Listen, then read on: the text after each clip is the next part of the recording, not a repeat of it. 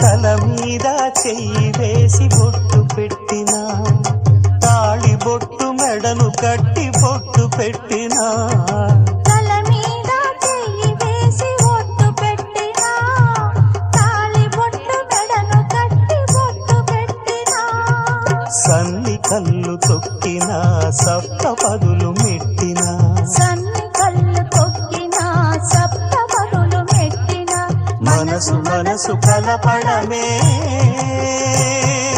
మంత్రం పరమార్థం. శ్రీరస్తు శుభమస్తు, శ్రీరస్తు శుభమస్తు. శ్రీకారం చుట్టుకుంది పెళ్లి పుస్తకం, ఇక ఆకారం దాచుతుంది కొత్త జీవితం.